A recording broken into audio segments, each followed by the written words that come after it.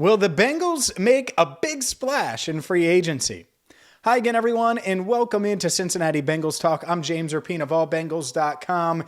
And free agency almost here, and so are the rumors. By the way, we got you covered on all of the rumors, all free agency long, all draft season long, all off season long. So whether it's a trade rumor, whether it's anything in between, we're going to discuss it right here on Cincinnati Bengals Talk. So hit that subscribe button, ring the bell, and buckle up. Because if you haven't read what I've been writing over the past couple of days on allbengals.com, well, the La'el Collins trade rumors, well, hopefully they become more than that. And if you're not aware of this, the Dallas Cowboys have their star right tackle, and I'm going to call him a star right tackle because I think he's played like a star for much of his career.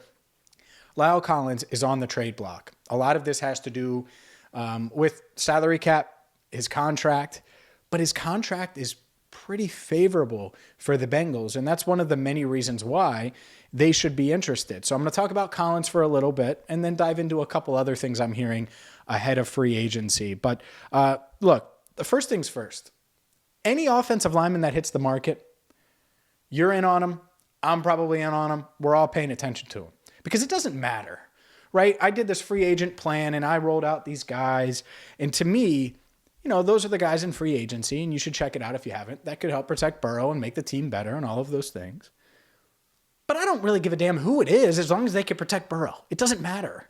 As long as they can make sure this offense isn't stuck in the mud in key situations on 3rd and 1, on 4th and 1, in the red zone, all of those situations where, well, let's be honest, that happened to him in the playoffs. So that's the first thing. And La'el Collins would be an instant upgrade at right tackle. He would give them a right tackle of the present and future. He's only 28 years old. His contract, like I said, is favorable. He has 3 years, $30 million left on his contract. That's what the Bengals would have to absorb for a 28-year-old starting right tackle.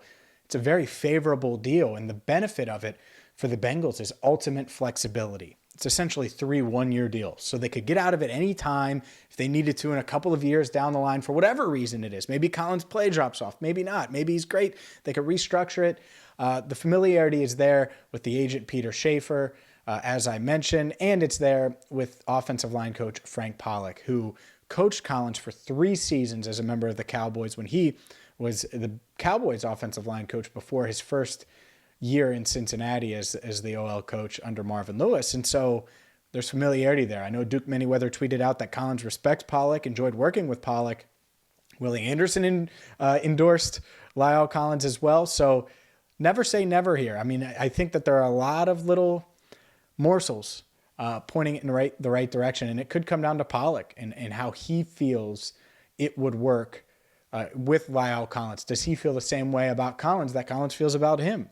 Certainly a big factor when looking at a deal like this. So I know a lot of you have been wondering about it. If you haven't seen what I've said on allbengals.com, I wanted to start the video with that. But it's not just that, because in my plan, Ryan Jensen was sort of the top target, and I had him landing in Cincinnati, and I still think that that's doable. But man, I think his market continues. It feels like it's climbing. And at some point, the Bengals are going to say, all right, it's not worth that. And what is that point? Just like Joe Thuney. They were in on Joe Thuney last year, but only to a certain point. And while I think they value center a bit more historically than guard, just in general, at some point they're going to say, all right, we're going to move to Bradley Bozeman, or we're going to move to Ben Jones, or we're going to move to the next center on our list, assuming they want to upgrade center. And that's what I've been told, that they plan on upgrading center. They probably won't release Trey Hopkins until they address that. And so that's probably what they're doing, by the way, with Trey Waynes. Haven't heard anything about him yet. Probably add a corner. And so to me, that's the other part of this that is going to get quite interesting. How do the Bengals pivot? Because in each of the past 2 years in the offseason, in free agency, they've pivoted. 2 years ago, when they signed DJ Reader, they were in on linebacker. They were looking at Corey Littleton, who ended up signing a big deal with the Raiders. Nick Kwiatkowski signed with the Raiders as well. They were in on these guys, and they were going to try to get them. And then they are like, that's too, in their head, the value isn't worth it. The juice isn't worth the squeeze, what you're getting for that player, what you're spending on that player. And they got it right. So they pivoted and went and spent money on DJ Reader, right? The top nose tackle in their minds, not only in the free agent class, but in the league. And they paid him like it, and it's paid off. It's worked. And last year, it was sort of the same. They didn't have a lot of high grades on the free agent linemen, the offensive linemen. A lot of them, there was a clear top level guy, the Joe Toonies of the world, and then there was a big drop. Well, this year, I think they view there's a lot of middle ground.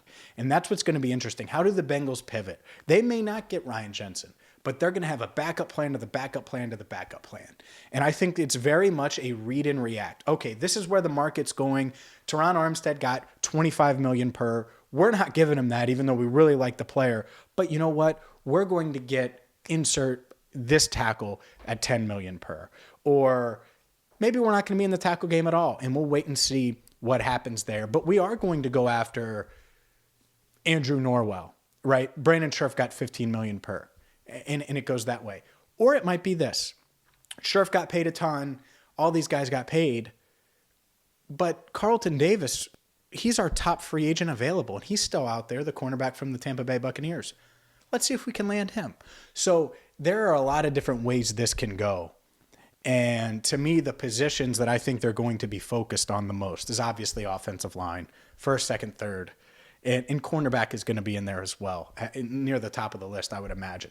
And then once you potentially address those, they could certainly pivot. I think tight end is certainly a spot they have to address, whether it is CJ Uzomah, whether it is Rob Gronkowski, who praised Burrow again on Saturday, and you should check that out. I wrote about it on allbengals.com, and I think Gronk would be a great fit. I get it. I love the Uzomah love, and I understand it, and I've covered CJ for a long, long time, and I think he's great. I also think that if you can get a guy that could be a difference maker in the red zone, be a great blocker, be a guy who's been a great teammate by all counts, and a future Hall of Famer, arguably the greatest tight end of all time, and you can make him your fifth option in the passing game, it's hard to argue with that, right? So I'm not saying it's realistic, but should it be an option? Should the Bengals call about Gronk? They absolutely should. And that's the thing, is I think that this Bengals team, they're going to make moves. They're going to be aggressive. That doesn't necessarily mean they're going to give, $25 million to Teron Armstead, or $20 million to Teron Armstead, or $18 million to J.C. Jackson per year. And I'm talking about per year here. It may be, they sprinkle in a guy here, a guy there. I do think they're going to go after Ryan Jensen. I think they're in on Ryan Jensen.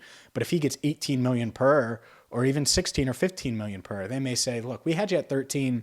We're going to take that. We're going to get Bradley Bozeman, and we're going to go get a mid-tier free agent cornerback, right? In someone like that. And who knows? They did that last year with Chidobe Awuzie, and it worked out. They did that last year with Mike Hilton, and it worked out. So that's the part of it. The Bengals, they're going to have grades on their guys and around the number that they expect these guys to go at, and they will pivot quickly, and they are going to make moves. So the La'el Collins trade, I would be in on it because it's not going to cost them a first. It's not going to cost them a second, and it's a favorable contract. Some may say, oh, well, he's going to, if he hits the market, if they release him, then you could just sign him. Yeah. If he hits the market, he's going to make bank. I would much rather give up a future asset and keep him on that contract. Maybe you renegotiate the deal a little bit, but man, I would much rather have that contract than what he would get, because to me, he would be the top right tackle in free agency by far, and one of the best offensive linemen right behind Teron Armstead on the market, right there with Jensen, and he's younger, so he could certainly be ahead of Ryan Jensen on the list, on the pecking order. So here's what I know. The Bengals are going to be aggressive. We're going to have you covered. Here's the best way to follow along. By subscribing here and ring the bell so you get all of the notifications when we go live, because we'll probably go live and have instant reactions and all of those things. Plus, check out allbengals.com. I'm going to update that in real time with the latest rumors throughout free agency. It's going to be awesome.